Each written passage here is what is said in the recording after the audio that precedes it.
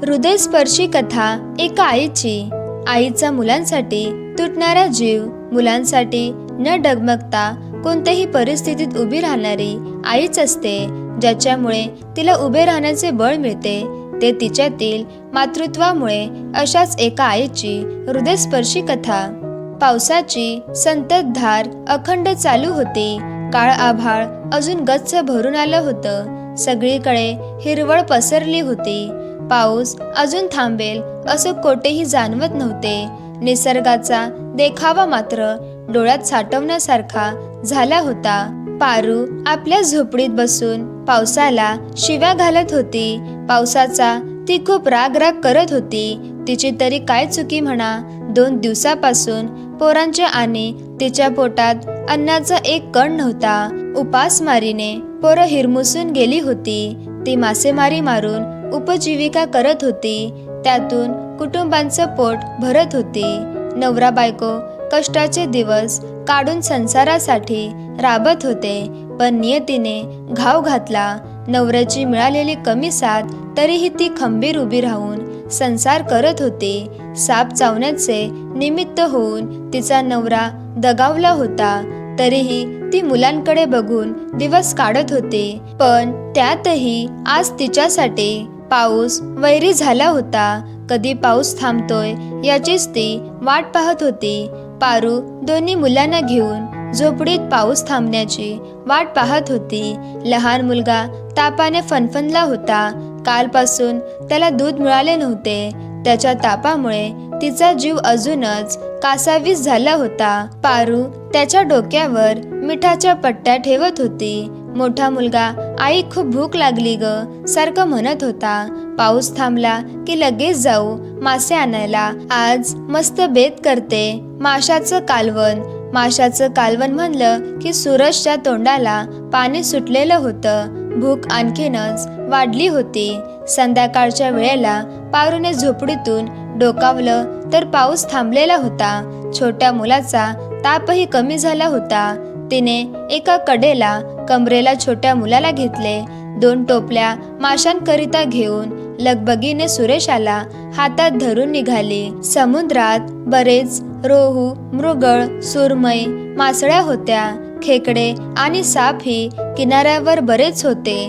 रंगीत हिरवे, पांढरे, काळे साप गट्टेच्या गट्टे एकमेकांवर पडलेले होते. कोणालाही बघून अंगावर काटा यावा असे ते दिसत होते. सुरेश त्यांना मुद्दाम दगड मारत होता. छोट्याला ते दृश्य बघून खूप आनंद वाटत होता. आनंदाने तो टाळ्या पिटाळून त्याच्या दादाला साथ देत होता. हे त्याच्या रोजच्या आयुष्यातील भाग असल्याने आणि उपजीविकेचे साधन असल्याने सुरेशची भीती मात्र मुरली होती. पारूच्या नजरेत ते दृश्य पडताच, अरे सुरेश, कळतं का काय तुला? साप खेकड्यांपासून सावध राहा. अंधार पडायला लागलंय. दगड मारू नको, साप चावेल. आईच्या ओरड्याने सुरेश छोट्या भावाला घेऊन एका दगडावर जाऊन बसला.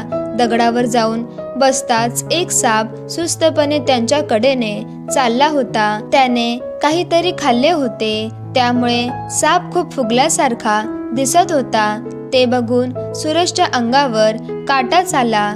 त्याने लगेच छोट्या भावाचे डोळे झाकले. तो घाबरू नये म्हणून. 3 सांजची वेळ झाली होती. पारूने टोपल्या भरून मासे पकडले होते. दोन्ही मुलांना घेऊन घरोघरी जाऊन मासे विकले. पारूला पोटापुरते पैसे मिळाल्यामुळे पारू आज आनंदाने मासे विकून घरी आली. थोडेफार मासे घरीही कालवण करण्यासाठी तिने आणले होते. झोपडीत खूपच अंधार पसरला होता. तिने लगेच मेणबत्ती लावून सुरेशकडे पैसे दिले. तांदूळ आणि दूध आणायला सांगितलं. झोपडीतील अंधारात मेणबत्तीच्या प्रकाशात पारूने लगेच तिची पावसामुळे आंबट ओली झालेली साडी मेणबत्तीच्या प्रकाशात बदलून टाकली. छोट्या मुलांचे मातीने मळकटलेले कपडेही बदलले. काटाकुट्याने चूल पेटवून मेणबत्तीच्या प्रकाशात एकीकडे माशाला चिरून स्वच्छ करून शिजायला टाकले आणि बाळाला मांडीवर घेऊन सुरेश येण्याची वाट बघत होती. आई आई हाक मारत सुरेश आला. 2 दिवसांनी आज जेवायला मिळणार असल्याने तोही खूप खुश होता. सुरेशने येताना दूध आणि तांदूळ आणलेले होते. पारू आधी तिच्या छोट्या बाळाला दूध पाजून घेतले आणि नंतर भात शिजायला टाकला. माशाच्या कालवण्याचा वास सर्व घरभर पसरलेला असतो. त्या वासाने सुरेशची भूक अजूनच चाळवली होती. सुरेश, आई खूप भूक लागली ग, कधी होणार जेवण? पारू, हे बघ भात शिजला की झालं, जा तोपर्यंत बाहेर खेळ, मी तुला हाक देते. आईच्या बोलण्याने सुरेश बाहेर खेळायला गेला. 2 दिवस उपासमारीने तिलाही खूप चक्कर असल्यासारखं झालं होतं. अंगात कसलाच त्राण शिल्लक राहिलेला नव्हता. तरीही ती काम करत होती. भात शिजला की सुरेशला हाक तिने दिली. सुरेश, चल पटकन जेवायला ये. सुरेशला बोलवून घेतलं. आईच्या हाकेने तो उड्या मारत आनंदाने जेवायला आला. माशाचं कालवण भात बघून त्याच्या तोंडाला खूपच पाणी सुटलेले होते. पारूने जवळजवळ सगळं पातेलं सुरेशच्या ताटात खाली केलं, कारण पारूला माहीत होते की सुरेशची भूक खूप मोठी आहे, त्याचा आहार खूप मोठा आहे. पारू छोट्या मुलालाही भात चारण्याचा प्रयत्न करते, पण तो तिचा प्रयत्न निष्फळ ठरतो, कारण त्याला दूध पिल्याने झोपेची गुंगी आलेली होती. पारू स्वतःचे जेवण आटपून काम आवरून घेते, तोपर्यंत दोघही मुलं झोपी गेलेली असतात. पारूला आज समाधान वाटत होते. दोन्हीही मुले पोटभर जेवून झोपली होती. पाऊस आता बराच वाढला होता. विजांचा कडकडाट होत होता. मुसळधार पावसाने तिला झोपही येत नव्हती. तिने मुलांकडे नजर टाकली. मुलं गाढ झोपलेली होती. त्यांच्या अंगावर शाल टाकून तीही झोपली. सुरेशला पडलेल्या एका स्वप्नामुळे त्याला जाग आली. तो उठला तसा झोपडीच्या बाहेर जाऊन त्याने उलटी केली. त्याला जास्तच मळमळ होत होती. सुरेशच्या आवाजाने पारूला जाग आली. काय झाले रे सुरेश? सुरेश, काही नाही ग आई, मला मळमळ खूप होत होती आणि उलटी झाली. कशामुळे याला मळमळ आणि उलटी झाली? पारू त्याच विचारात होती. आई, तुला माहितीये का? सुरेशच्या बोलण्याने पारू विचारचक्रातून बाहेर आली. काय रे, बोल ना. आई म्हणाली, आई, मी काल एक साप बघितला. तो साप माझ्याकडेने चालला होता. तो खूपच फुगलेला भयानक दिसत होता. तो साप आज स्वप्नात मला चावला.